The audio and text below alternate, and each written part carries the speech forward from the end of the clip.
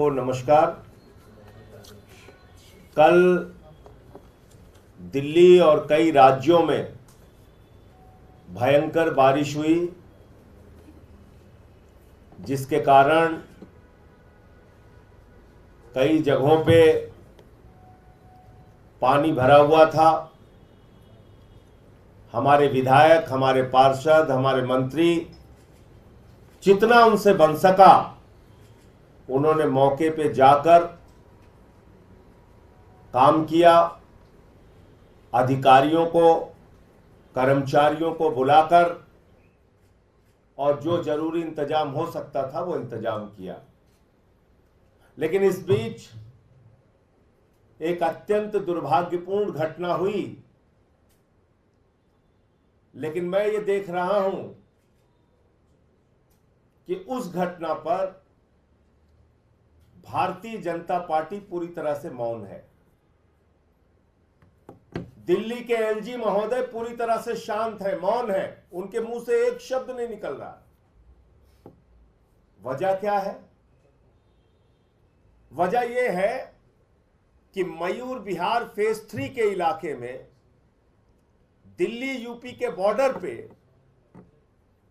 DDA की तरफ से, डीडीए यानी जो सीधे तौर पे दिल्ली के एलजी महोदय के अधीन आता है, भारतीय जनता पार्टी की सरकार केंद्र में जो बैठी है उसके अधीन आता है, वहां पर एक नाले का पुनर्निर्माण हो रहा था। ये उसकी तस्वीरें हैं नाले की। ये नाले की तस्वीरें हैं और इतनी बड़ी घोर लापरवाही का मामला सामने आया है कि ये नाले को ढका तक नहीं गया। कोई वहां ऐसे चिन्ह नहीं लगाए गए कि निर्माण चल रहा है। और एक छोटी बच्ची 2.5 साल की, वो इस नाले में गिर गई, बच्चा। और उसको बचाने के, 2.5 साल का बच्चा जो गिरा इस नाले में, उसको बचाने के लिए उसकी मां भी नाले में कूद गई और मां बेटे दोनों की मौत हो गई। ये हादसा नहीं है, हत्या है, हत्या। ये हादसा नहीं, हत्या है। और हत्या किसने की? ये नाले को खुला रखने वाले लोग, ये निर्माण के लिए कोई सावधानी न बरतने वाले डीडीए के लोग, वो इसके लिए जिम्मेदार हैं। ये तो नहीं चलेगा कि आप जहां भारतीय जनता पार्टी की जिम्मेदारी होगी, जहां एलजी की जिम्मेदारी होगी, वहां पूरी तरह से खामोशी साध लेंगे। एक शब्द कोई नहीं बोलेगा। घटना की जानकारी जैसे मिली, हमारे स्थानीय विधायक कुलदीप कुमार जी वहां पे पहुंचे। इन्होंने पूरा जितना हो सकता था अपनी ओर से वहां रह के इन्होंने सारे प्रयास किए। लेकिन मैं फिर दोहराना चाहता हूं, इस घटना के लिए जिम्मेदार कौन है? किसकी जिम्मेदारी तय होगी? मेयर के लिए तो कहते हैं गिरफ्तार कर दो, मुख्यमंत्री को जेल में डाल रखा है, कहते हैं बर्खास्त कर दो। मैं कहना चाहता हूं, इस घटना के लिए दिल्ली के एलजी को बर्खास्त करो, दिल्ली के एलजी को बर्खास्त करो, उनके खिलाफ कार्रवाई करो। एक मासूम बच्चे की और उसकी मां की जान गई है। तो इसलिए आज डीडीए किस प्रकार से काम कर रहा है, भारतीय जनता पार्टी किस प्रकार से काम कर रही है। और अभी जब मैं आ रहा था तो मैंने देखा संसद लीक हो गई है, बाहर पेपर लीक होता है, अंदर संसद लीक होती है। हर जगह लीक हो रहा है। मोदी है तो मुमकिन है। हर जगह लीक, हर जगह लीकेज, हर जगह रिश्वतखोरी। बुंदेलखंड एक्सप्रेस बनेगा, उसमें गड्ढा। पूर्वांचल एक्सप्रेस वे बनेगा, उसमें गड्ढा। द्वारका एक्सप्रेस बनेगा, उसमें गड्ढा। अनाप शनाप निर्माण में पैसे। कहीं दिल्ली का एयरपोर्ट गिरेगा, कहीं राजकोट का, कहीं जबलपुर का, कहीं अटल सेतु ही दरार पड़ जाएगी उसमें, कहीं मोरबी का पुल गिर जाएगा, कहीं बिहार में कई पुल गिर जाएंगे। ये क्या हो रहा है इस देश के अंदर? इलेक्टोरल बॉन्ड से कितनी रिश्वत खा ली है भाजपाइयों ने,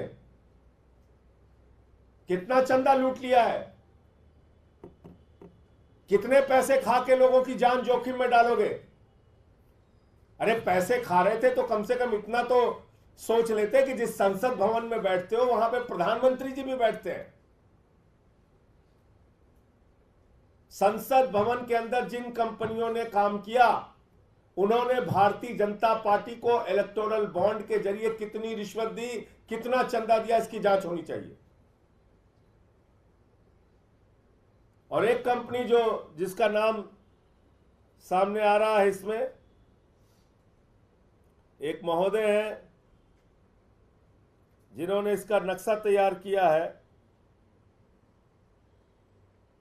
यह है इसकी डिजाइन तैयार करने वाले HCP design planning and management private limited. यह है मिस्टर बिमल पटेल, और ये गुजरात से आते हैं। तो ये मैं चाहता हूं कि एक पहली बारिश भी अगर देश की संसद नहीं झेल पा रही है, आप सोचिए भ्रष्टाचार की पराकाष्ठा कितनी है। भारतीय जनता पार्टी सर से लेकर पांव तक भ्रष्टाचार में डूबी हुई है। हर जगह इनको रिश्वत चाहिए, हर निर्माण में इनको रिश्वत चाहिए। करीब करीब 3.2 लाख करोड़ रुपए का ठेका इन्होंने उन कंपनियों को दिया जिन्होंने इलेक्टोरल बॉन्ड के जरिए भाजपा को रिश्वत दी है। इस देश के लोगों की जिंदगी जोखिम में डालकर भारतीय जनता पार्टी के लोग रिश्वत खा रहे हैं। कम से कम इतना तो सोच लेते कि संसद में मोदी जी बैठते हैं, अमित शाह जी बैठते हैं, वहां भी रिश्वत खा ली। पहली बारिश में ही संसद टपकने लगी। बाहर पेपर लीक कराते हो, अंदर संसद लीक कराते हो। और तो और छोड़िए, प्रभु श्री राम को भी नहीं छोड़ा इन लोगों ने।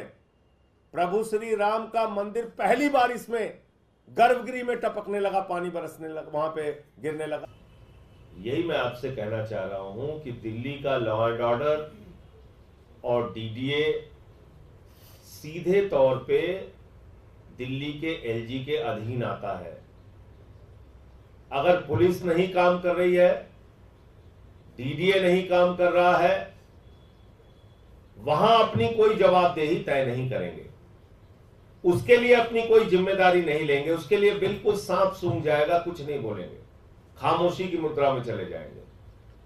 लेकिन अगर दिल्ली सरकार का कोई भी काम रोकना है या निंदा करनी है, आलोचना करना है, कोई स्टेटमेंट लीक करना है, कोई खबरें प्लान करना है, कोई साजिश करना है, या मुख्यमंत्री के स्वास्थ्य को लेकर कोई साजिश करना है, तो सुपर एक्टिव हो जाते हैं। इस बिंदु की भी जांच होनी चाहिए कि आखिर रेस्क्यू में इतना विलंब क्यों हुआ, PCR क्यों नहीं पहुंची। सबसे पहले तो मानवीयता का प्रश्न होता है, मौके पे तुरंत पुलिस को पहुंचना चाहिए। ये तो बाद में आप लोग तय कर लेते कि गाजियाबाद की जिम्मेदारी है कि दिल्ली की जिम्मेदारी है। इस चक्कर में 2 जानें चली गई। तो इसकी भी रिस्पॉन्सिबिलिटी फिक्स होनी चाहिए, और जो लोग इसके लिए जिम्मेदार हैं उन पर भी कार्रवाई होनी चाहिए। वो पुलिस के कौन से लोग हैं जिनको सूचना दी गई और वो नहीं पहुंचे। सर, आपने लॉ एंड ऑर्डर की बात की। कल गोकुलपुरी में सरे रहा एक बच्चे और उसके महिला के पति के सामने गोली मार दी गई, रोड रेस का घटना था, उसकी मौत हो गई। देखिए, दिल्ली पिछले कुछ वर्षों में गैंग वॉर की घटनाएं भी यहां पे हुई हैं। गैंग वॉर, देश की राजधानी में दो गैंग आमने सामने से गोली चलाते रहे, कोर्ट के अंदर हत्या हो गई, कोर्ट के अंदर हत्या हो गई, गोली चल गई, कई कई किलोमीटर तक लड़की को घसीट के मारा गया, रेप की, नृशंस हत्या की, अनेकों घटनाएं। लेकिन हम लोग मुद्दा उठाते हैं, हम लोग आवाज उठाते हैं, उसको सुनने के लिए तैयार नहीं, खुद से कुछ बनेगा नहीं, और आम आदमी पार्टी और अरविंद केजरीवाल की सरकार को कुछ करने नहीं देंगे, ये इनका उद्देश्य है। लेकिन हम, जैसा आपको पहले भी कहे, हम लोग सड़क से लेकर सदन तक हर तरह की लड़ाई लड़के दिल्ली वालों का काम कराते हैं और कराते रहेंगे। ये जो घटना हुई है जिसके बारे में आपने बताया, निश्चित रूप से फिर एक बार मैं कहूंगा, ये दिखाता है कि दिल्ली को एलजी महोदय के राज में, गृह मंत्री अमित शाह के राज में गैंगवार, हत्या, बलात्कार जैसी घटनाओं का एक केंद्र बनाया जा रहा है। यह अत्यंत दुर्भाग्यपूर्ण है। देश की राजधानी है, इस पर कार्रवाई होनी चाहिए सख्त से सख्त, और लॉ एंड ऑर्डर कैसे ठीक होगा इसके बारे में कोई ठोस कदम उठाने की आवश्यकता है। पार्लियामेंट में जाति को लेकर के बात हो रही है, कभी नेता बड़े गर्व से अपनी जाति बताते हैं और कभी जाति पूछने पर आपत्ति होती है, क्या है? ये सवाल ही बहुत उल्टा है आपका। आप मुझे बताइए, जाति आप किसी की कैसे पूछ सकते हैं? क्या मकसद है आपका? बाहर ठेले वाले को आप कहते हैं नेम प्लेट लगाओ, अपनी जाति बताओ। अगर वहां जाटव ढाबा लिखा रहेगा, वाल्मीकि ढाबा लिखा रहेगा, तो वहां तोड़फोड़ करनी है, वहां हंगामा करना है, वहां कोई नहीं खाने जाएगा। मुसलमान का ढाबा है, उसका बहिष्कार करना है। और संसद के अंदर अपनी जाति बताओ। तो अनुराग ठाकुर जो एक गोली मारो छाप नेता है, उनके बारे में मैं सिर्फ इतना ही कहना चाहूंगा, ये देश 144 करोड़ हिंदुस्तानियों का है। किसी गलतफहमी में मत रहना कि आप इसको जाति धर्म के नाम पे बांट पाओगे। हां, जो समाज की वंचित जातियां हैं, शोषित जातियां हैं, जिनको उनका अधिकार नहीं मिला, उनकी लड़ाई एक नहीं 1000 बार लड़ेंगे। अगर जातीय जनगणना का मुद्दा हो रहा है तो भारतीय जनता पार्टी के पेट में इतना दर्द हो जाता है, सबको अपमानित करने को उतारू हो जाते हैं। क्यों भागते हो भाई जातीय जनगणना से? अगर इस देश में यह पता चल जाएगा कि पिछड़ा वर्ग के लोगों की कितनी संख्या है, दलितों की कितनी संख्या है, आदिवासियों की कितनी संख्या है, मुसलमानों की, सिखों की, ईसाइयों की कितनी संख्या है, बौद्धिस्टों की कितनी संख्या है, तो इसमें तुम्हें क्या प्रॉब्लम है? प्रॉब्लम एक ही है कि उनका अधिकार देना पड़ेगा। और जो नागपुर बैठा हुआ है, जिस आरएसएस का प्रमुख आज तक ना कोई दलित हुआ, ना पिछड़ा हुआ, ना आदिवासी हुआ, एक प्रमुख का नाम बता दीजिए 100 साल में, एक आरएसएस का प्रमुख बताइए। और भारतीय जनता पार्टी इतनी पुरानी पार्टी है, एक राष्ट्रीय अध्यक्ष छोड़ के एक आप बता दीजिए जो कोई दूसरे समाज से आया हो। तो इसलिए मैं आपसे कहना चाहता हूं कि जाति, नफरत, घृणा, ये फैलाना और ये पूछना भाजपा के नस नस में बसा हुआ है। ये जाति पूछ के ही काम करते हैं। प्रभु श्री राम के मंदिर का शिलान्यास था, मोहन भागवत जी बुलाए गए, प्रधानमंत्री नरेंद्र मोदी जी आए, उत्तर प्रदेश के मुख्यमंत्री गए, उत्तर प्रदेश की राज्यपाल गई। लेकिन जब प्रधानमंत्री गए तो तत्कालीन राष्ट्रपति श्री रामनाथ कोविंद जी नहीं गए। क्यों? क्योंकि भाजपाइयों ने उनसे पूछा जाति क्या है, बोले हम तो दलित समाज से आते। बोले नहीं, नॉट अलाउड। आप मंदिर के शिलान्यास में नहीं आ सकते। बताएं अनुराग ठाकुर और उनकी पार्टी कि तत्कालीन देश के राष्ट्रपति श्री रामनाथ कोविंद जी को प्रभु श्री राम के मंदिर के शिलान्यास में क्यों नहीं बुलाया गया? प्रभु श्री राम के मंदिर का उद्घाटन था, फिर भागवत जी गए, प्रधानमंत्री नरेंद्र मोदी जी गए, उत्तर प्रदेश के मुख्यमंत्री गए, उत्तर प्रदेश की राज्यपाल गई। मौजूदा राष्ट्रपति श्रीमती द्रौपदी मुर्मू जी को प्रभु श्री राम के मंदिर के उद्घाटन में नहीं बुलाया गया। क्यों? पूछा जाति क्या है? बोले आदिवासी। बोले नहीं, नॉट अलाउड। यह है मानसिकता बीजेपी की, यह है मानसिकता बीजेपी की। इनके मन में घृणा और नफरत इतनी भरी हुई है, ये जाति के आधार पे, धर्म के आधार पे इस देश को टुकड़े टुकड़े में बांटना चाहते हैं। वंचित वर्गों को उसका अधिकार नहीं देना चाहते, पिछड़ों को उसका अधिकार नहीं देना चाहते, लेकिन बांटना चाहते हैं समाज को। और छोड़ दीजिए, आप इससे आगे बढ़िए। देश की संसद, राज्यसभा, लोकसभा महामहिम राष्ट्रपति से पूरी होती है। और जब नई संसद का उद्घाटन हुआ, देश के प्रधानमंत्री उद्घाटन करते हैं। नई संसद का उद्घाटन देश की राष्ट्रपति श्रीमती द्रौपदी मुर्मू जी से नहीं कराया गया। क्यों? क्योंकि वो आदिवासी समाज से आती है। और आगे चलते हैं। उत्तर प्रदेश के 5 साल मुख्यमंत्री रहे अखिलेश यादव जी। घर खाली किया तो गंगा जल से घर धुलवाया, और अपनी पत्नी के साथ कन्नौज में मंदिर में दर्शन करने चले गए तो भाजपाइयों ने मंदिर को गंगा जल से धुला। ये मानसिकता है बीजेपी की।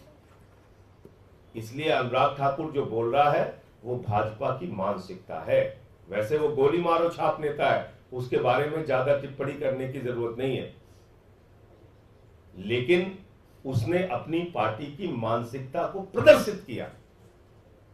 यही मानसिकता है उसकी पार्टी की। मैं ये कहना चाहता हूं। संजय जी, मनोज तिवारी से जब पूछा गया जलभराव को लेकर, तो उन्होंने कहा है कि अब मोदी जी को कमान दे देनी चाहिए, क्योंकि अरविंद केजरीवाल की सरकार ने most dangerous place for human being बना दिया दिल्ली। तो कहां पे? गुजरात में जो जल भराव है वहां किसकी कमान होनी चाहिए? इस्तीफा लेके वहां मोदी जी को बना दीजिए मुख्यमंत्री। उत्तर प्रदेश में जो जिले का जिला भरा हुआ है, यहीं गाजियाबाद से शुरू हो जाइए, मेरठ चले जाइए, मुरादाबाद चले जाइए, लखनऊ चले जाइए, जो नाव चलानी पड़ रही है शहर के अंदर, वहां पे बना दीजिए, मेयर बना दीजिए मोदी जी को। मैं तो कह रहा हूं लखनऊ का मेयर बना दीजिए। वहां जल भरा हो रहा है, मोदी जी ठीक कर देंगे वहां जाके। नहीं तो पटना का मेयर बना दीजिए। जहां जहां जल भरा हो रहा है वहां का मेयर बना दीजिए मोदी जी को। गुड़गांव डूब रहा है, जाके देखिए गुड़गांव में क्या होता है, चेयरमैन तो मेयर होता है, वहां का मेयर बना दीजिए।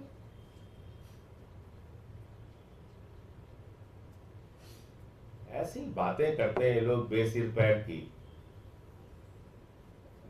पैर की। प्रभु श्री राम का मंदिर बनाया लोगों से हजारों करोड़ चंदा लेके, पहली बारिश में गर्भगृह में पानी बहने लगा। शर्म नहीं आती भाजपाइयों को? रिश्वत खा के देश की संसद बनाई, पहली बारिश में संसद में पानी गिरने लगा। शर्म नहीं आती इनको? देश भर में पेपर लीक करा रहे हैं, करोड़ों बच्चों की जिंदगी बर्बाद कर रहे हैं। शर्म नहीं आती? पेपर लीक कराने वाली कंपनी मोदी के साथ फोटो खिंचा के घूम रहे हैं उसके मालिक।